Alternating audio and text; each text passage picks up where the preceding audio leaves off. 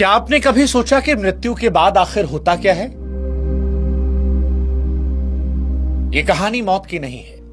यह कहानी उन 13 दिनों की है जो मृत्यु के बाद आते हैं, क्योंकि मृत्यु तो एक रोज आएगी, इसमें कोई सवाल नहीं है। सवाल सिर्फ इतना है कि उसके बाद के 13 दिन कैसे होंगे। और इसीलिए आज आप ये सोचिए कि अगर आज रात आप सोते हैं और कल सुबह आंख नहीं खुलती है, तो क्या आपके साथ वो लोग चलेंगे जिन्हें आपने खुश किया था, या वो यादें जिनसे आप हमेशा बचते रहे? क्या आखिरी वक्त में हमारे सही काम याद आएंगे, या वो पल जब हम जानते थे क्या करना था लेकिन फिर भी नहीं किया? सच कहें तो ये कहानी डराने के लिए नहीं है, ये कहानी एक आईना है, क्योंकि मृत्यु अंत नहीं पूछती, वो पूरा जीवन देखती है। जब किसी अपने की मृत्यु होती है तो हम कहते हैं कि वो व्यक्ति चला गया, लेकिन सच ये है कि उस दिन सिर्फ शरीर जाता है, शरीर रुकता है, यात्रा नहीं।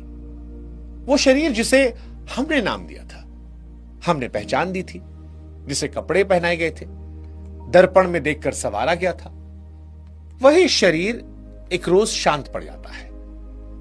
लोग आसपास होते हैं, कुछ सच में दुखी होते हैं, कुछ सामाजिक व्यवहारिक वजहों से निभा रहे होते। कई बार शब्द बोले जाते हैं, अधिकतर ऐसा होता है कि शब्द खोखले हो जाते हैं। चिता सजती है, आग दी जाती है, लपटें उठती हैं, और कुछ देर बाद लोग पीछे हटने लगते। कोई पानी खोजने लगता है, कोई छाया में चला जाता है, कोई मोबाइल देखने लगता है। उसी भीड़ में कोई एक पल के लिए पीछे मुड़कर देखता है तो जैसे लगता है सब कुछ छूट गया। उस वक्त कोई ये नहीं बताता कि जो जल रहा है वो इंसान नहीं था, और जो इंसान था वो अभी भी पूरी तरह गया नहीं है। हिंदू दर्शन के अनुसार शरीर की आखिरी सांस के साथ सब कुछ समाप्त नहीं होता। आत्मा उसी क्षण किसी स्वर्ग या नरक में नहीं पहुंच जाती, वो कुछ समय तक उसी जगह के आसपास रहती है, उसी शरीर के पास जिसे उसने पूरी जिंदगी मैं कहकर संबोधित किया था। वो अपने ही शरीर को निर्जीव पड़ा देखती है।